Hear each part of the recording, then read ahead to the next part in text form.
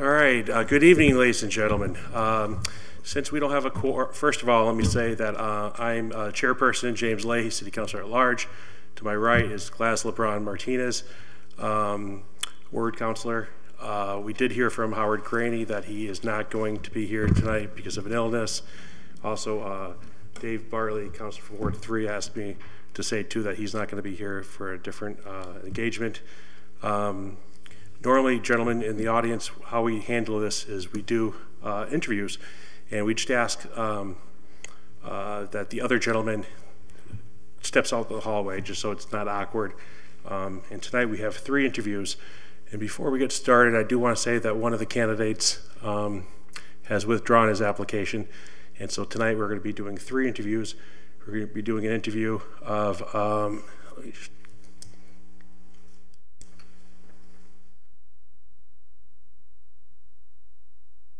Mr. Harbless. We'll do you first, sir. So if you just have a seat in either one of these 2 chairs here. And gentlemen, sir, if you just wait in the hallway and we'll come get you. Joe, these are the, this gentleman is the one that isn't going forward. 1, 2, 3. All right, sir, tonight, this is an informational meeting on the City Council. We will report back to the full City Council. We're not giving any recommendations, and we're also not giving any votes tonight. This is strictly just an informational meeting. So tonight what we do in any different committee, any different commission that anybody applies for, they come before the Public Service Committee, and you just state your name, your background, the reason why you want to be on this commission, and this is the Water Commission. And then any counselor here can ask any questions. Then of course you can ask us any questions. And then the following meeting, which is our next meeting is, I believe it's the 7th of February, then any counselor can state any name. So having said that, do you have any questions? No? So just make sure you're push the button on right there. And just state your name and you know, give some reasons why you would like to be the next Water Commission. You want to give recognition to the other ones that are here in the council? Yeah, you know, throughout the room too. I know that you know most people here, but to my left we have Councilor Joe McGivern, Councilor Mike Sullivan, my good colleague friend Diosdado Lopez. To my right, the good lady from Ward 5, Linda Vacon. So having said that, please feel free. Well, my name is Bill Harbless. Just you got to speak it into the microphone. Okay, sorry. New at this. The reason I know, but these are just it's on live television, so you know that. So it's live, and it's also being audio taped, just for to comply with open meeting law. Okay, my name is Bill Harbless. I live at 38 Richard Eager Drive in Holyoke. I'm a lifelong resident of Holyoke.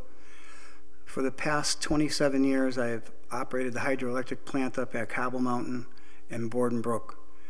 My job entailed many of the things that I listed, but before I go on with that, the reason why I'm going for this job is we work nights, or I worked nights for the past 27 years, so going to a class or running for an elected office was just impossible. That's not a complaint, it's just a fact of life. And so when I retired on July 7th, and I was told that one of the commissioners was going to retire, having spent my whole life in these reservoirs, because I've run and biked and around them for all my life, and I've also wanted to make sure that if there was any way I could be helpful in protecting them and safeguarding them and keeping them clean, that's what I would want to do.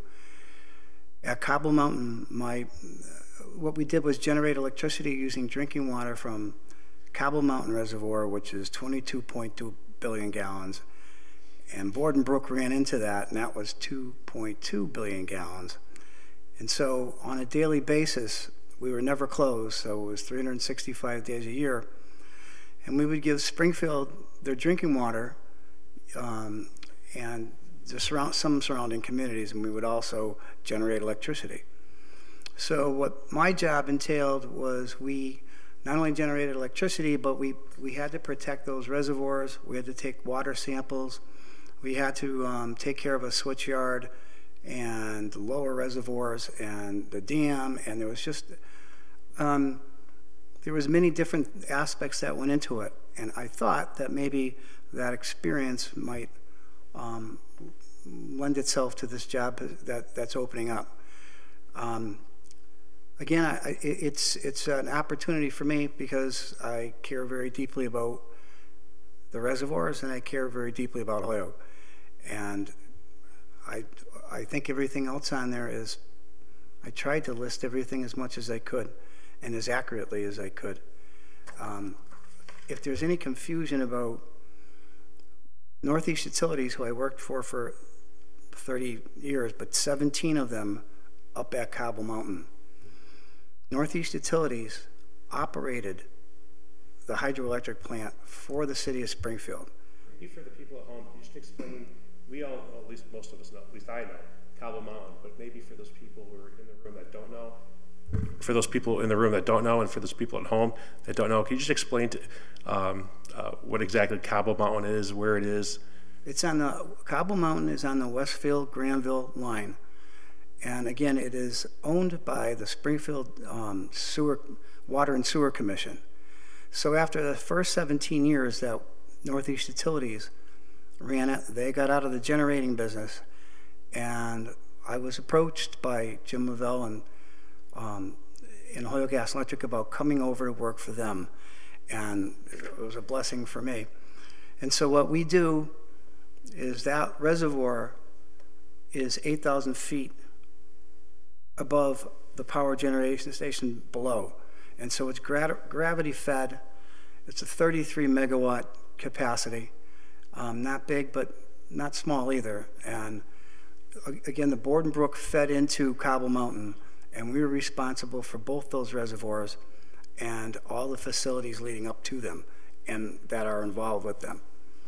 And that's what I did for the past 27 years. Okay, so so pretty much your whole career was at Cobble Mountain. Well, I was a lineman before I went to Cobble Mountain, and a meter reader before that. But for the 34 years I've been in the electricity, most of that time was spent up at Cobble Mountain. Okay, so at Cobble Mountain, though, is that owned by the Gas and Electric Department? No, the Holyoke Gas and Electric operates it for the city of Springfield and the Springfield Water and Sewer Commission. So we work hand in hand with Springfield because they're not in the electric business, we are, and we also are in the water business. So what we would do is work with them on a daily basis. And on that resume, you'll see I mentioned Camp Shepherd and Stanley Park. And we worked with them too because when we sent water down, if we didn't notify those people that there was a lot of water coming their way, especially in Stanley Park, people could get caught on the other side and not be able to make it back over. So it was also our responsibility to stay in close contact with them so that there wouldn't be any accidents and everybody would be aware of what was going on. Sure. Does anybody have any questions? Councilor McGivern? Thank you, Mr. Chairman, and Bill, welcome, and thank you for coming forward. Your resume speaks for itself. I'd like to expand upon the way the city of Springfield governs Cobble Mountain and talk about Holyoke just for a brief moment without giving you a loaded question, which I promised you I wouldn't. The Water and Sewer Commission in Springfield is a little different than Holyoke because we separate our sewer and water. In the big picture, it's usually not much of a difference. It kind of makes sense to combine them. But because we outsource the management of our sewer to a very large company who does sewer and water and who would love to be in control of the water in Holyoke, we've kind of fought the combining of water and sewer commissions over the years. You know, we also, I think you know, and I know you know, have a tremendous water department and a history of doing what's right with our reservoirs, with our water distribution, and so on. Do you have any thoughts to shed about the combined sewer water commission in Springfield And is that something that would make sense in Holyoke, or are my fears somewhat founded that it's better to keep them separated? Well, Joe, I've been involved, as you know, in a couple of road races here, and some of them are in and around some of the reservoirs. And every time I run into one of those guys, and I mean every time, I tell them what a spectacular job they've been doing. And to my way of thinking, if they're doing such a great job in those reservoirs and things are working, just my opinion, I would not want to change that now. I think that's an opinion, just a commentary, Mr. Chairman. That's an opinion shared by many. Although there are good arguments for combining, always are. But I think it's important to recognize from Mr. Conti, the director, to the board of water commissioners itself, which I believe it's been 25 years since we've actually replaced a water commissioner, which has got to be pretty unprecedented in any community. Bill, we love the road races. I think Holyoke loves them. I know you're involved in some of them. And there's a struggle with the overseeing body, not DEP, but with DEQ. Am I saying that right? And how do you make sure that continues? That relationship continues to allow for passive use of the reservoirs without offending or. Joe, I want to show my age here, but when I was about 6 years old, I caught my first trout. And it wasn't because I was a good fisherman. It was because they just stacked the reservoir. And that was the reservoir up above in Holyoke. People don't know that, but they did. I bring that up because what ended up happening was so many people started coming up to McLean Reservoir and leaving behind beer cans and doing all those kind of things, that's what ended it. And I've always tried to be very protective of that. And I think a lot of other people do too, because the reservoir system in Holyoke, whether it's, I know Whiting I think is offline, and McLean's, and might be backup systems, and it's Ty Carmody, but I think we all love to be able to use those reservoirs as long as we don't take advantage of them and keep protecting them and keep them clean. And I think I'm out there all the time, and they look pretty good to me so far. I love the fact that people can use them, but abusing them would be protecting them would be the #1 priority. Which is a good answer. Protection costs money, and water rates is how the budget is supplemented for the water department and user water rates. Any thoughts on the user rate itself? Sometimes the commissioners will tell us, the need to raise the rate and give us reasons why they're raising it, but they would always work with us on that. Well, and that's the other thing about running for this water commission. I think one of the things you have to do is you have to be able to get along with other people. And again, I've been here all my life, so I know Parr, and I know Mark, and anyway, to try to sit there and tap their brains and see what they think with all the years of experience that they have, I think I would listen to them first, and then we could all try to come up with an agreement as to whether it's good, whether it's needed, whether it's unneeded. But I don't know if the rates need to be addressed right now, but that is something we would all sit down and try to come up with a good answer for. And my final question, a little bit loaded, but not that bad. We have an abundance of water, which we're very fortunate. Our forefathers and what they did in the Ty Carmody Reservoir.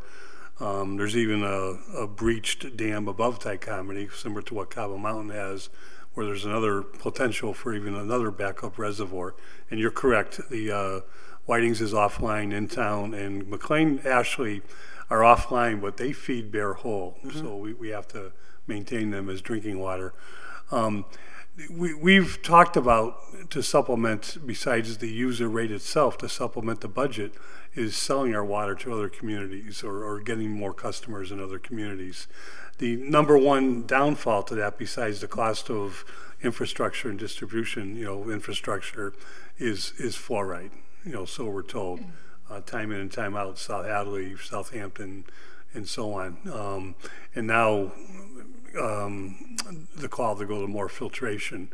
Fluoride has changed, the issue has changed over the years, but do you have any thoughts about maintaining fluoride or how it could be phased out, or should it be phased out? And by the way, it's a loaded question, but it's not up to the water commissioners, it's up to the Board of Health. Joe, the thing about that is, for as long as I can remember, people have been debating whether fluoride's good or whether it's bad. And, whether, dental problems, whatever. And to be quite honest with you, I would have to really look into that, because to me, fluoride has seemed to work for us. I don't know if other communities are against it, and I don't know if that would impact whether someone would want to purchase water that has fluoride in it. I don't know how passionate people are that are against fluoride, but I would definitely try to figure it out with the help of the other commissioners. Thank you. You're welcome. Again, a good answer. Thank you, Mr. Chairman. Yeah, Councilor Sullivan. Yep, thank you. Hi, Bill. Bill, what would be your thoughts? This is kind of two-pronged on having an independent consulting firm prepare a feasibility study on the future uses of the Whiting Street Reservoir. Well, when you say independent, who chooses that? Who chooses that independent? I would imagine, as I would see it, it would be the water commissioners and the department and Dave Conti. I think, again, going back to the way things are run here now, which I think is being done very well, but I guess it's like up at Cobble Mountain, there's always reviews of different things that were happening. Every few years it would review and see what makes sense and see what doesn't make sense. So would I be totally against it? No, but I mean, I would, again, I think things are done very well here. And I guess the way I look at it, someone would have to really convince me that we need some changes, and I don't know that yet, so I'm not far enough into it. Well, that's why I'm suggesting an outside study, and just to make recommendations and suggestions to present to the commissioners and to the public. We have a huge resource there that is just surplus and has been surplus for 50 or 60 years now. If there were ways, for example, to even expanded recreational use or revenue producing potentials that could be realized there. It could be as simple as just to allow fishing again, to as far-fetching as having a Poland Springs or someone come in there and see that at Cabo they were bottling their own water and they got out of it for a while simply because the competition is incredible. I mean, for bottled water, I mean, you go into any store and there's 75 different waters there, and so the competition, unless you could really market it in a way differently than anybody else does, and the water was so spectacular that people would notice a difference. But I would definitely look into something like that.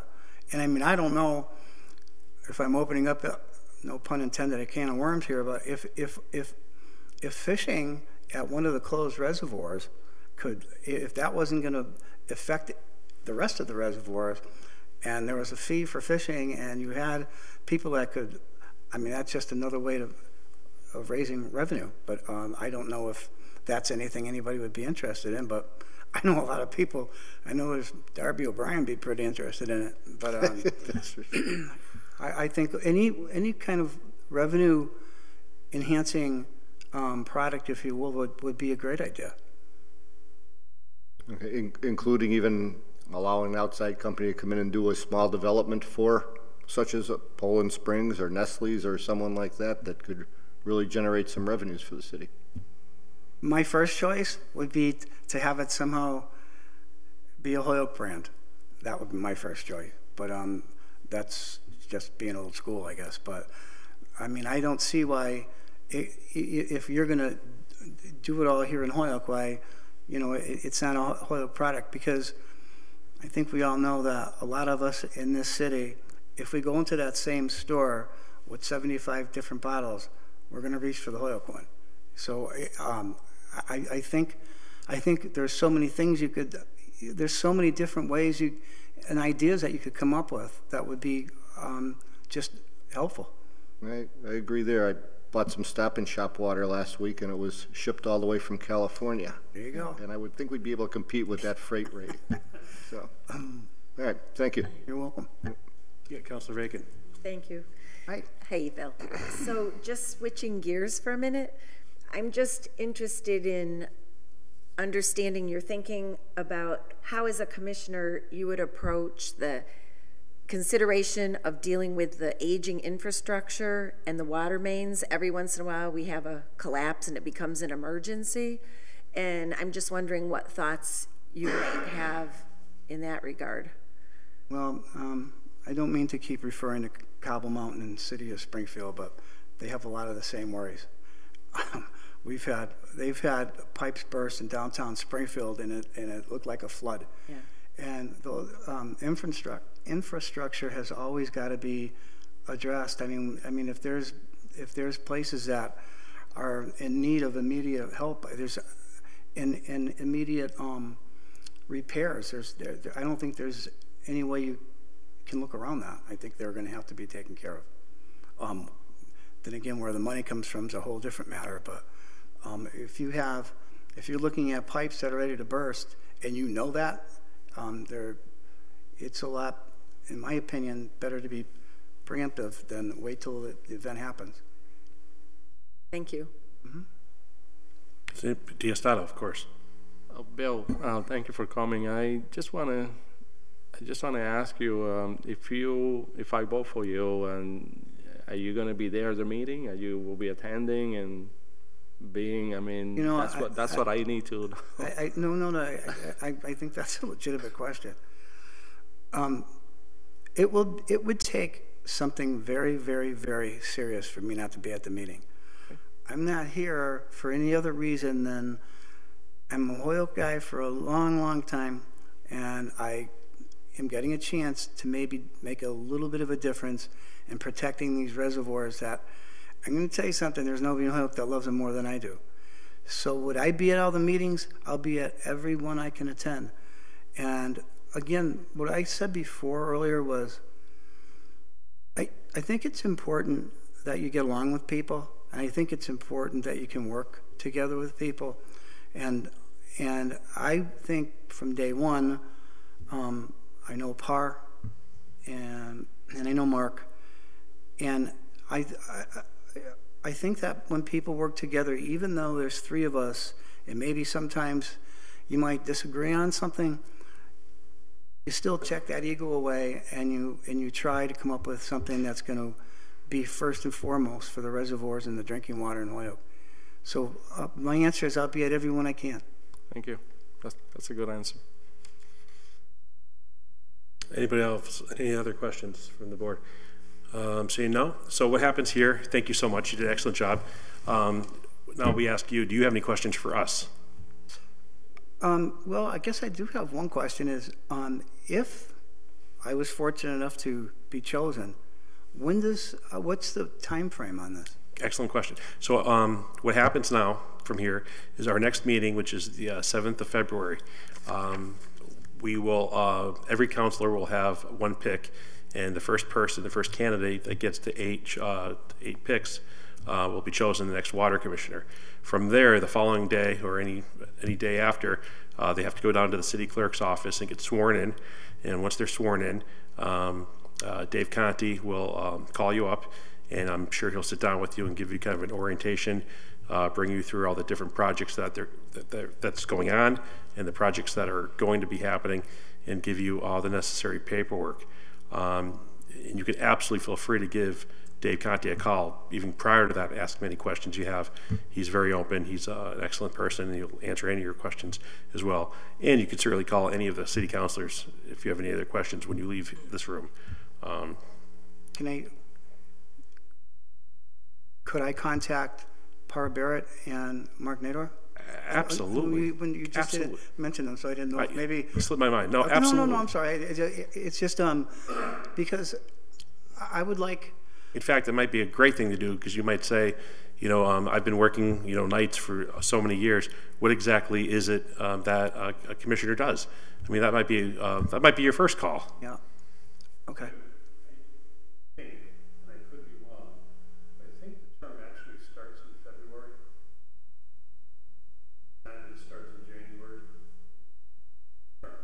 Yeah. Yeah. Yeah, I think the end of this 3 years comes to be at the end of January. So at that first meeting, It's almost like February 1st, the end of January. I think it's around there. For some reason that just sticks out because we haven't had to deal. We haven't had. Sorry, I was saying, you know, the term ends in January, so it picks up the end of January, February, and goes for 3 years. Okay, sir. Well, I appreciate it. Great, thank you. As I said before, any questions, do not hesitate to reach out.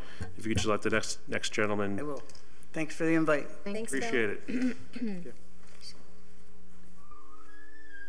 All right, so does everybody have Mr. Kettner's? It's up here if anybody needs a copy.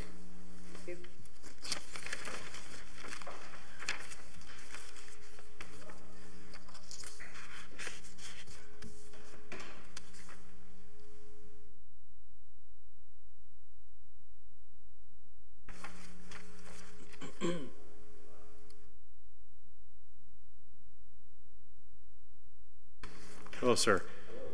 Hi, welcome to the City Council. Feel free to leave your coat there and just grab one of these 2 seats here. Just make sure the green light is on the microphone. I'm James Leahy, City Councilor at Large. To my right is Glass Lebron-Martinez, who's also on the Public Service Subcommittee. To my right is the good councilor from Ward 5, Linda Vacan. To my left to right, we have Councilor Joseph McGivern, Councilor Michael Sullivan, and Councilor Diosdado Lopez, all at-large councilors, and behind me we have our good man Ryan Allen. So what happens tonight is we're going to allow you to give any opening statement that you'd like, maybe go over your resume, express to us why you want this position as the commissioner for the waterworks. Then any councilor here can ask you any question. Then after that, if you have any questions, then we'll go from there. I see. Do you want I have a copy of your resume if you want, if you need one. I do not. Okay. All right. So having said that, feel free. The mic is yours, sir. Just make sure you speak into it. Maybe start with your name and address. Hi, I'm Joe Kettner, and I live at 47 Rhode Island Street.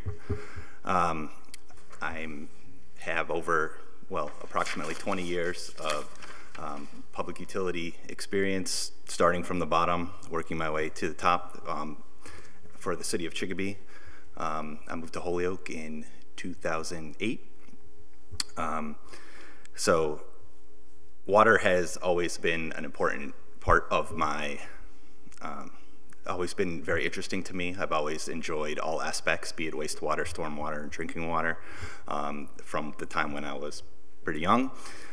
So as my resume shows, like my educational background was originally in environmental science, from Holyoke Community, Westfield State bachelor's, and then I got a master's degree in environmental engineering, and that was focused on wastewater, stormwater, and drinking water engineering.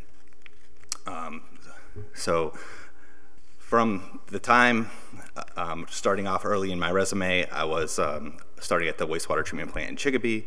I worked as summer help, then I went to lab technician. From lab technician, I did an environmental compliance job, which included starting and running the stormwater program. And from that point, I became the chief operator of the facility. And then my last on my resume is work for the Chicopee Water Department as an engineer. So I have a lot of different experiences working with all types of water. Drinking water is limited, as you see on my resume, most of it being stormwater and wastewater. However, I have a T2 license, a treatment license for drinking water distribution 1 license, and I'm working to take a class starting in March to get my distribution license for drinking water. Are you a professional? Are you a PE? I am not a PE. Okay. Anybody have any questions? Councilor McGivern? Thank you, Mr. Chairman. Joe, if I can call you Joe. Yes. We introduce ourselves to good Joes. And two good graduates of Westfield State. Excuse me. 3 good graduates of Westfield State. Unbelievable. Sorry. 4, we have Mr. Ryan Allen behind us. Okay. Good Owls. Go Owls. I think we all try to ask the same questions to each of the candidates. Sometimes a little bit different. So your resume speaks for itself. Your credentials are great. Is your mic on, Joe? It is now. I think we all tried to ask the same questions to the candidates, and I think your resume speaks for itself. I did notice in wastewater you're a grade 7, which is significant. Yes. The way you just spoke, it sounds like you're involved with water, with wastewater. It's not unusual for a city to combine both departments, sewer and water. In Holyoke, we have an issue that might make that not the best for our purposes. First of all, we have a water department that is incredibly well run, and I think you might know that. If not, you might agree with us. But we just have had a tremendous amount of success with the current management, a commission that has actually been together for 25 years. This is the first time we've had an actual vacancy in a long time. Your thoughts, and I'll tell you my thoughts because I don't want it to be a loaded question, is it makes sense to combine water and sewer? And one of my concerns is we chose to use a management company for our sewer facilities, over a decade ago. You can, not to argue about that, but whether it's working or not, it is in place and probably will be in place for some time. It's a large company. It's now known as Suez, who bought out Aquarium and so on. They would love to manage our water too.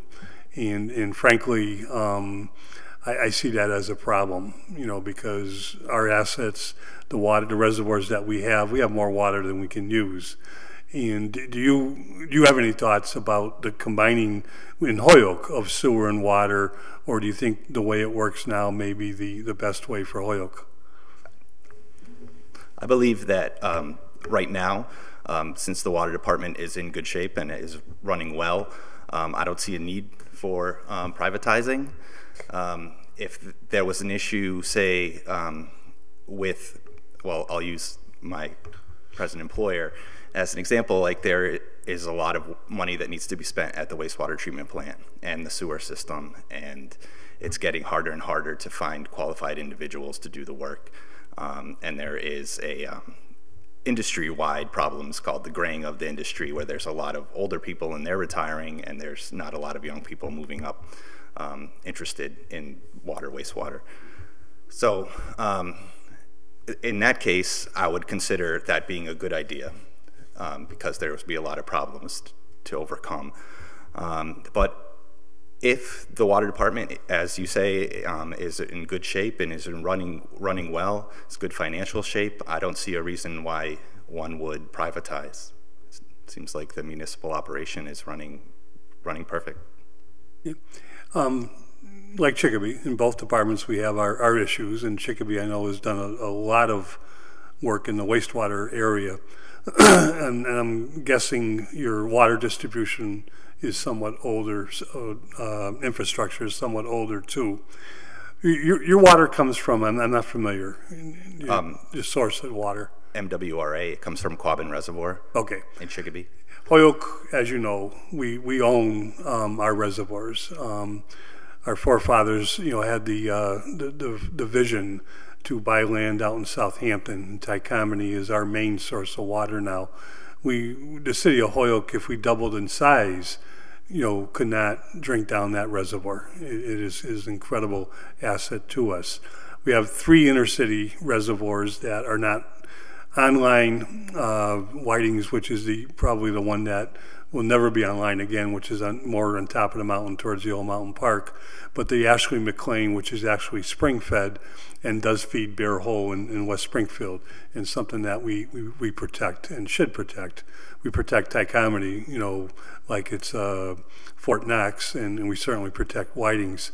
What are your thoughts about protecting our asset? And when I say protection, the federal government, you know, would prefer if nobody had access, you know, passive recreation, access to walking, running, road races, things like that, you know, to the reservoirs, whereas we try to allow citizens to enjoy them as long as it's in a good effort, you know, to make sure that we're maintaining them at the same time.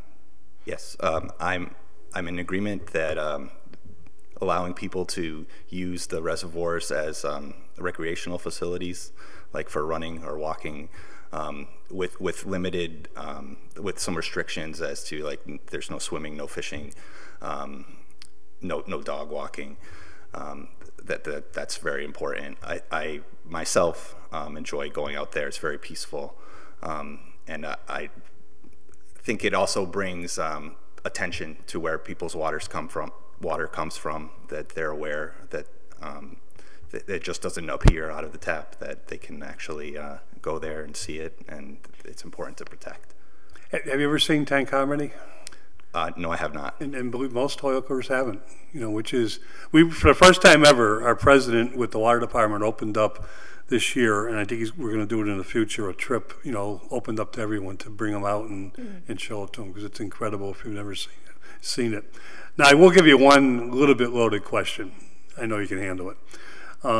We could sell water, you know, we have so much, but every time we've tried to, you know, and you know, I think we actually approached Chicopee, we've approached South Hadley a lot.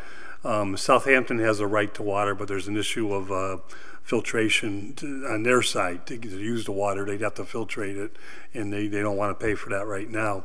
But our obstacle with selling our water seems to be the fluoride that we've put in it for 40 years now. I won't make it a big loaded question, because that decision is made by the Board of Health, not the water commissioners. But what are your thoughts of fluoride? And it's certainly not it's not the issue it used to be, because fluoride can be attained in a lot of ways now. But what are your thoughts about fluoride in our water distribution? And I'll leave it there, just maybe. I actually just read an article this afternoon about fluoride in the drinking water in a trade magazine. And I'm in support of fluoride in the drinking water, as is the American Dental Association. And I believe it's the American Medical Association, but I'm not 100% sure on that. And I believe that the science backs it up. And tooth decay is way down from when before fluoride was being added. And I think it was the World Health Organization called fluoride one of the greatest health benefits of, like, the 20th century or something of that effect. So I am a supporter of it. I know a few doctors and a few people in Holyoke who just made very happy, including one who sat on our health board for many years. But thank you for very good answers. Mr. Sullivan. Yeah, thanks. What would be your thoughts, especially around the Whiting Reservoir, of any potential for more utilization of that for possibly producing revenue for the city, you know, without limitation, whether it's as a water source, franchising it out for another bottled water company or something, or even some limited development around that one, since nothing's been ever tapped out of it, to my knowledge. The Whiting Reservoir, the one near Mount Tom. Right.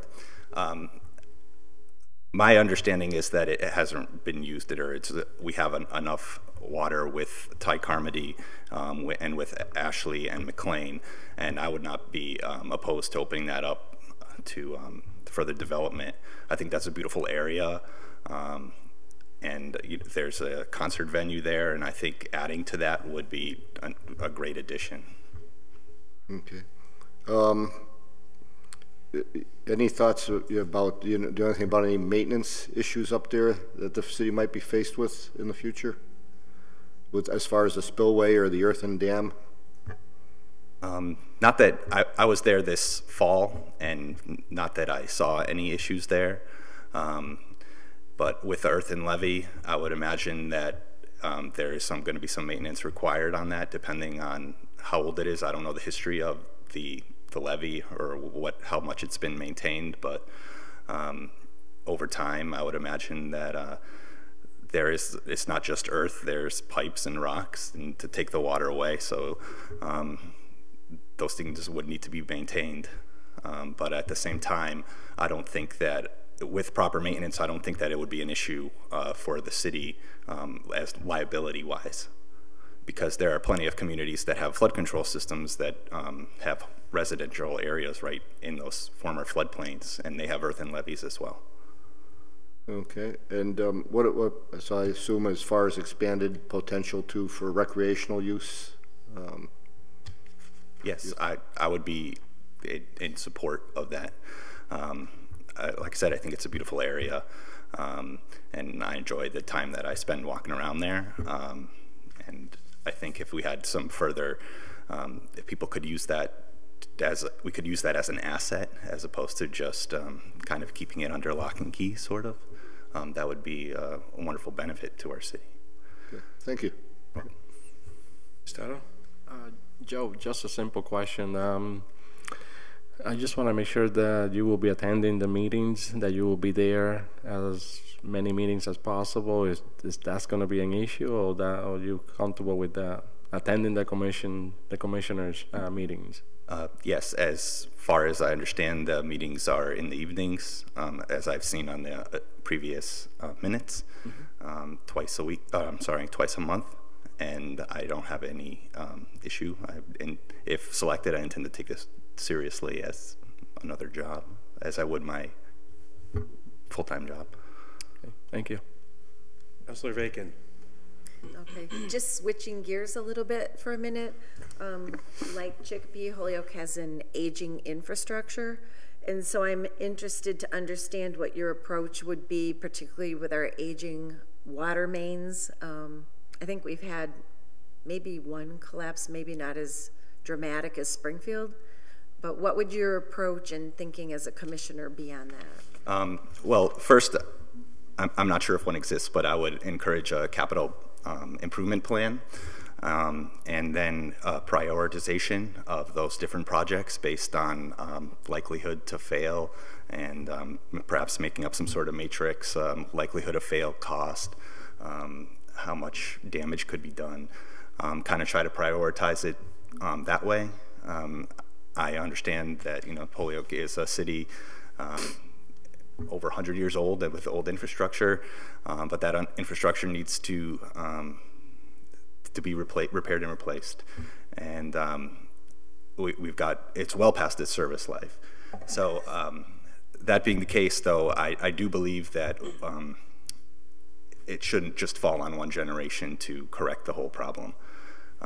It would be a very expensive problem, and it's not fair to expect the people that are paying the bills now to be the only ones. It should be multi-generational. Multi-generations should be paying for something that we all is very important to us all, for fire protection and drinking water, safe drinking water. So I would start off maybe just looking at the various assets, what's likelihood to fail, what's most important, and then along with cost, and going from there. Would it be fair to say that you would take an approach that fixing it before it collapsed would be a preferred approach than dealing with it on the fix it when it breaks idea? Absolutely. My approach would be, if we think there's going to be a problem, it's just a matter of time before it becomes an issue, and hiring contractors or getting a design done on an emergency basis tends to be a lot more expensive than something that was planned off months or even years in advance. So you end up saving money in the long run. So it sounds like you might be warm to a long-term bond. Yes. For a project that included the priorities. Yes. Thank you. All right, does anybody have any other questions? I do have a question. Go ahead. So you sort of mentioned that there's like a limit of individuals who, because of their aging, or not aging out, but retiring, and that is something that I try to reach out to David Conti to try to get our youth to participate in the reservoir, to understand and appreciate it. And also some youth are interested in the environmental sciences and whatnot, and I think that's an exposure. How do you see that as a commissioner? Do you support that our youth be taught about the importance and even as a career path for the future, as you mentioned in the beginning that there's also limitation of those who are like in the field? Yes, I think that public education, public outreach is very important, not only for people that are going to go into that career, but also they're going to be future ratepayers.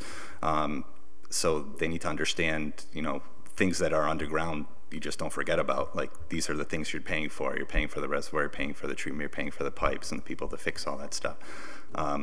So I don't know what the best approach would be as far as public outreach, but perhaps maybe doing some sort of open house, which I think Councilor McGivern mentioned.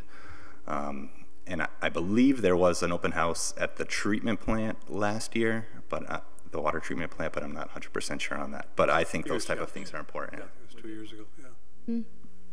Okay, thank you. Back to Councilor Bacon. Thank you. I just have one additional question. As you envision yourself possibly serving as a member of the commission, could you talk a little bit about your style in terms of how you would approach the role of commissioner? Through my training and through pretty much my whole life, I like to look at things fact-based and scientifically. So I would try to read up on the issues that were coming up, and if there was a certain item on the agenda, try to make sure that I understand that before voting on it, and try to not let my feelings enter into my decision, but more, these are the facts, this is what the science says, these are the decisions I have to make. Thank you. Okay. All right, well, sir, thank you. Do you have any questions for us? Just curious, like, what's the process after this? Sure. Okay. So after tonight, what we do is we have our full city council meeting, which is going to meet the 7th of February. And at that time, underneath the public service comments, we'll bring out the fact that we interviewed several people. And at that time, we're going to take a vote. And there's 15 city councilors that sit across this room, and each councilor gets one vote. If they say the name John Smith 8 times, that councilor or that person is the new water commissioner. Sometimes we go to many different ballots. Sometimes it happens on the first ballot. Who knows? Whoever wins that seat that night will then get sworn in the following day, or a couple days later, from our city clerk. In the meanwhile, I'm sure Dave Conti, the superintendent of the water department, will probably get in contact with you if you are chosen, and he'll probably sit down with you and set up some sort of orientation, certainly give you the previous minutes, and so you would hit the ground running, so you wouldn't be at the first meeting, you would know what was going on. You would talk about the different projects that are going on, and there's some major projects going on, so you definitely will be informed. Okay. And feel free to reach out to any of us, city councilors. Feel free to reach out to any of the commissioners. There's 2 commissioners now, and also the superintendent as well. Okay, thank you very much. It's a 3-year term. Okay, very good. Thank you. If you could just let the next candidate come in. Okay, thank you. Thank you. Thank you. Thanks, Sean.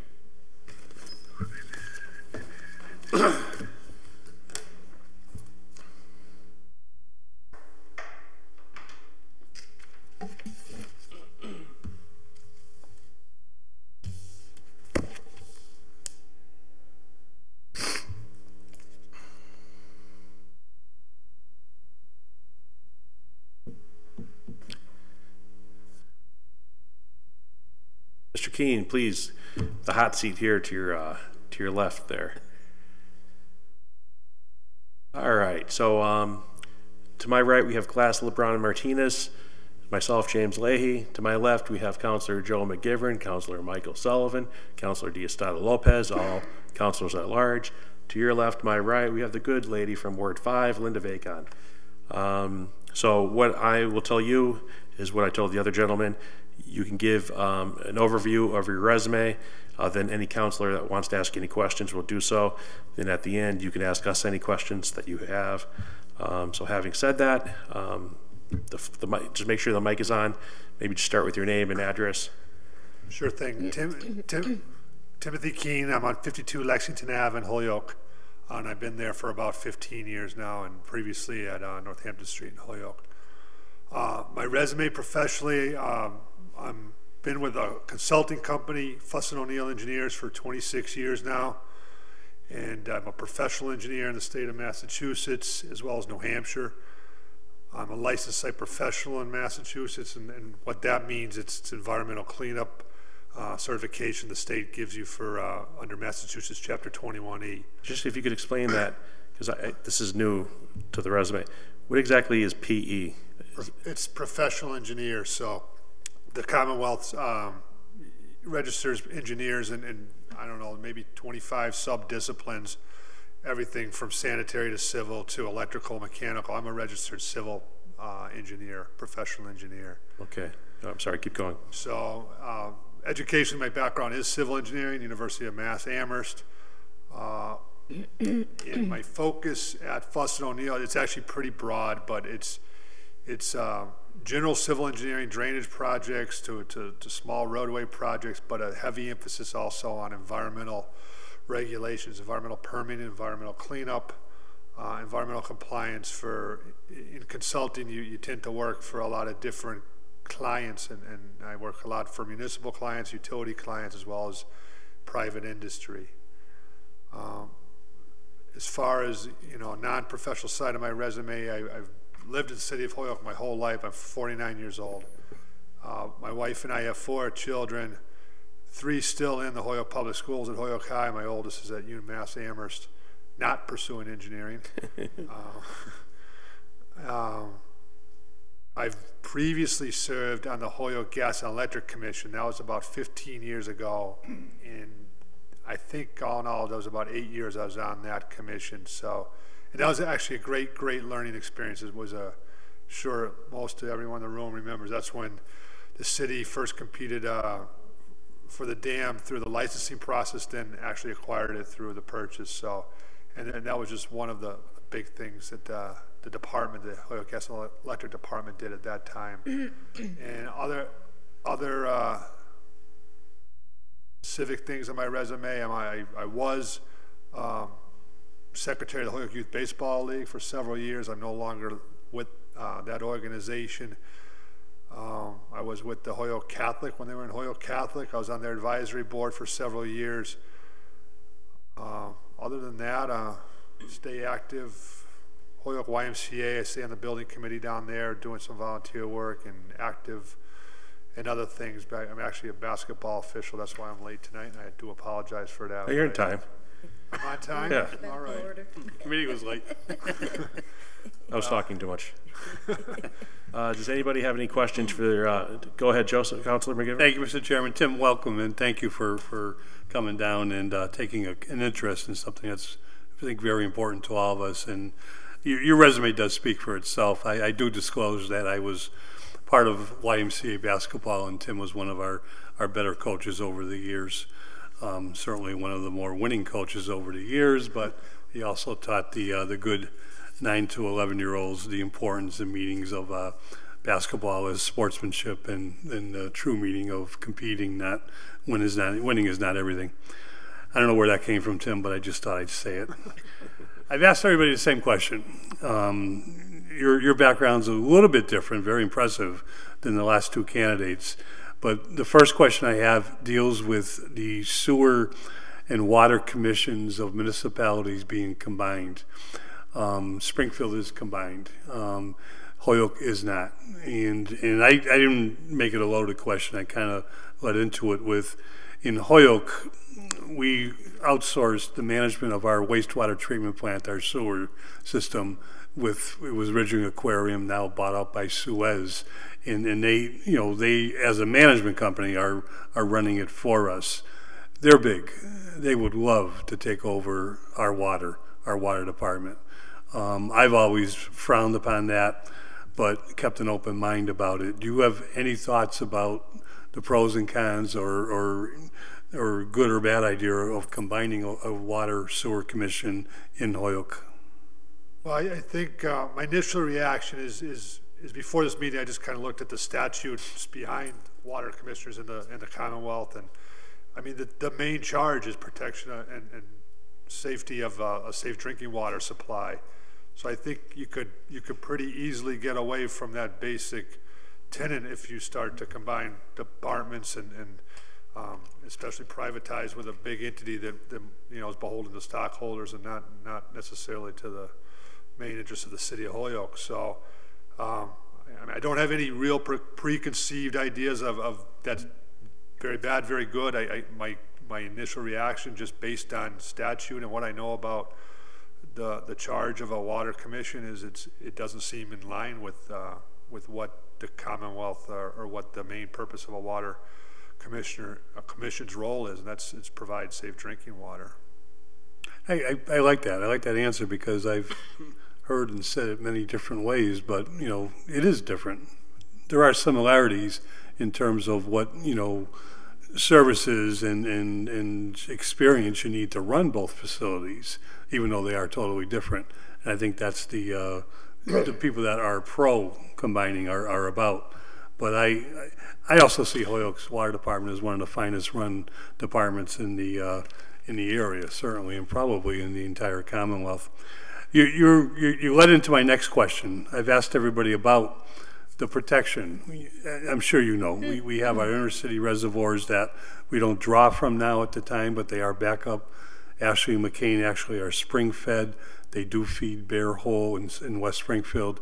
Whiting's up on the mountain by the old mountain park is there. It's doubtful it'll ever be back online. And our real water source is Tycomedy. Have you ever seen Tycomedy? I haven't, no. Believe me or not, that's not a bad. That's the answer that most Hoyokers would say. And I was just sharing with our last candidate that our president with the Water Commission, and he scared the Water Commissioner on this one, actually opened up a bus trip out there, kind of an open house. And we had a number of residents that came out with us and saw it for the first time. It's incredible. Our forefathers' vision was to buy the land in Southampton and to dam and build a reservoir, which to this day feeds our water needs. The question of protection is, we have a lot of good uses that are within our reservoirs, running recreational, passive recreation, road races, things like that. The federal government probably would prefer we had no passive recreation within our reservoirs. Do you favor that? Do you understand the protection, but at the same time allowing what Hoyokers I think enjoy is to enjoy the reservoirs without abusing them?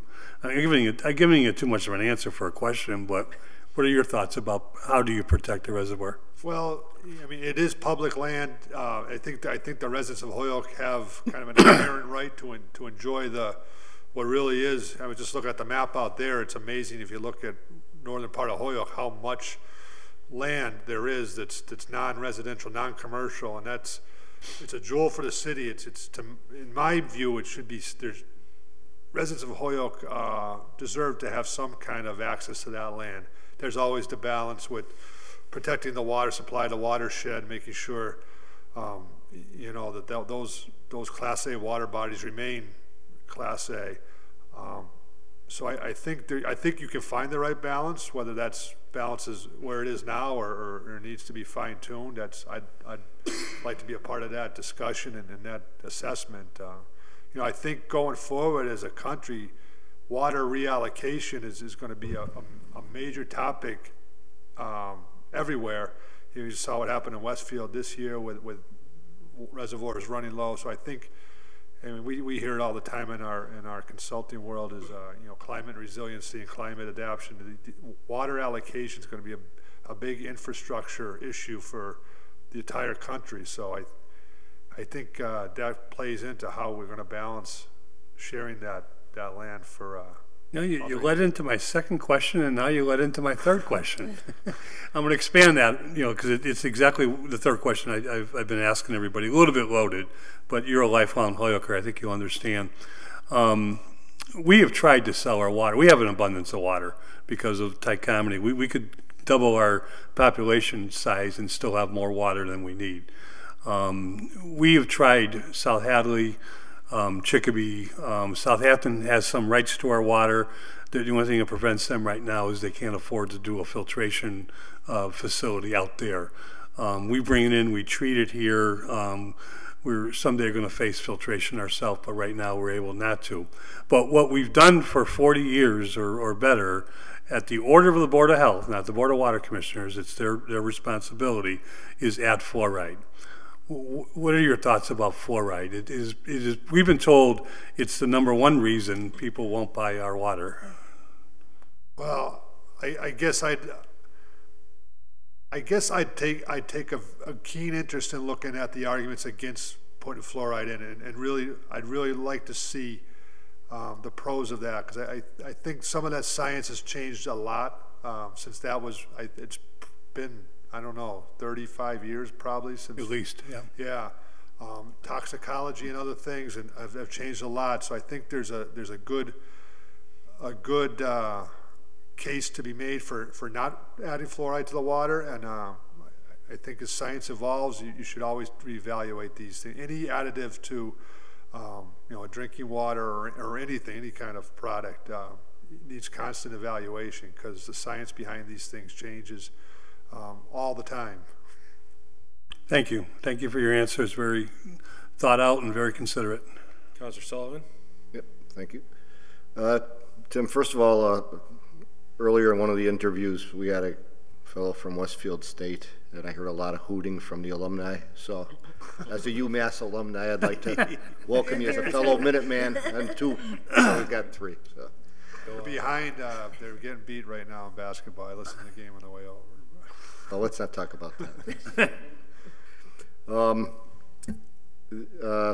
Particularly around Whiting Street Reservoir, as we kind of mentioned earlier, it's just sat there, probably never will be utilized in the reservoir system around town. It's a great recreational facility, but right now the city's financially very strapped. We're faced with sewer deficits, stormwater problems, infrastructure problems with the entire water system aging, many pipes, many mains over 100 years old. What thoughts, potentials, other uses could you possibly see for the Whiting Reservoir? Well, I think it's, as long as it remains, designated as a water supply reservoir, Class A water, we as a city would have difficulty doing much more than probably what's being done now recreationally. But I do think that asset may have a role as a water supply reservoir again. If we see the trends continue statewide and other ways for communities and portions of communities not being able to get the water, the pressure they need, the water they need. If that doesn't materialize, I think there's always ways to petition the state, the DEP in this case, to lift the designation of it. If long range, the city can look at that asset and say we have enough water, we have a water system that can go on for the much foreseeable future without Whiting Street and its role as a reservoir, then I think we should look at an alternate use for that, because like all things municipal, I think, I forget the exact buzzword, but there has to be like an asset evaluation of almost all things, that we can monetize different municipal assets in ways we haven't thought of before, whether it's the high school gymnasium or the reservoir. There's ways the city can take advantage of all the good things it has in ways it needs to be creative. In this case, that there is, I think, opportunity for that. It's a high bar, though, I think, to take a reservoir and change its functional use, the land around it. Okay, thank you. Councilor Diosdado Lopez. Tim, thank you for coming down. Thank you. My question is simple. I don't think that, well, from knowing from the Holyoke Gas and Electric, knowing that you were there, but do you anticipate or do you see any issues of attending water commissioner meetings or anything like that, that you will not be there? Or No, in fact, you know, I think I haven't gotten away from municipal service because I just didn't want to get involved. It's the last 15 years, my children they're in high school and college now. I think I have more time. So I have a lot more time. Yeah. So yeah, I would be able to attend the meeting. Excuse me, and devote the other time that. I'm sure it's not just the meetings. I know from other things. There's a lot of take-home work. And thank you, Councilor Vacan. Thank you. So switching gears a bit, I'm interested to know what your approach would be around our aging infrastructure, the old water mains. What would be your view of the best way to address those issues? Well, certainly in a proactive way, and I think the water department is coming off some, or in the tail end of some major bonds. So,